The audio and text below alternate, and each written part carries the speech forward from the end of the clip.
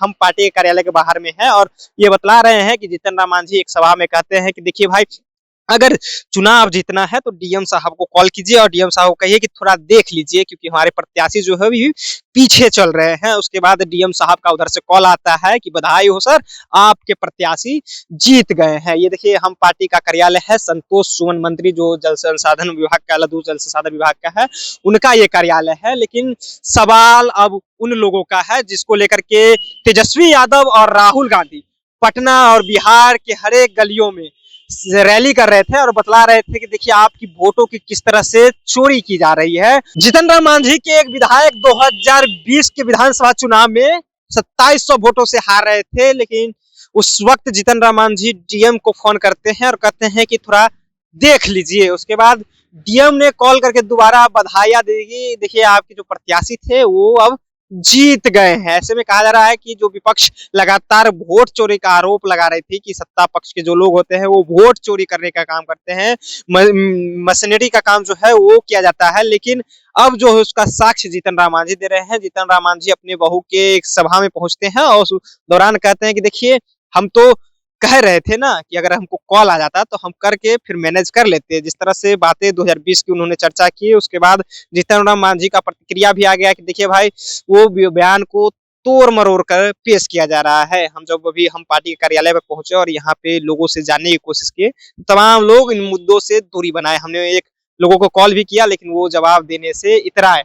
तो सोचे क्यों ना बाहर खड़ा होकर के हम एक खबर पढ़ दे कि जीतन राम मांझी की प्रतिक्रिया भी आ गई है। अब भाई, अगर आपको जीतना है तो जीतन राम मांझी की पार्टी में जाना होगा। अगर आप हार रहे हैं तो जीतन राम मांझी से संपर्क कीजिए, वो डीएम साहब को कॉल करेंगे और आपको जितवा देंगे। 2020 का परिणाम, अगर 25 में उनका विधायक जो अनिल कुमार है वो हार गए, हारने से पहले वो अगर जीतन राम मांझी को कॉल किया होते तो उनको जितवा दिया जाता, जैसे जीतन राम मांझी का प्रतिक्रिया आया है। इसको लेकर के देखिए, अब सत्ता पक्ष से सवाल लाजमी है।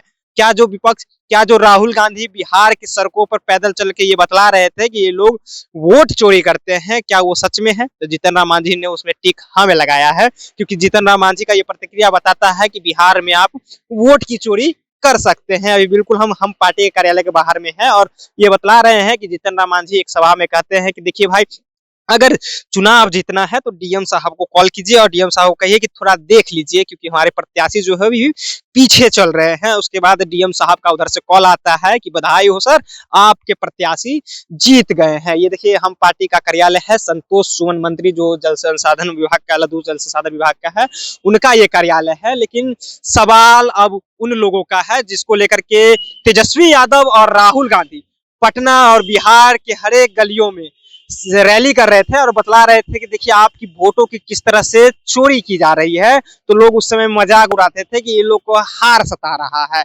लेकिन अब मांझी जी खुद कह रहे हैं कि देखिए भाई, अगर हम जीतना चाहें तो 6 सीट जीत सकते थे, लेकिन हमारे जो प्रत्याशी हार रहे थे वो पहले बताए नहीं।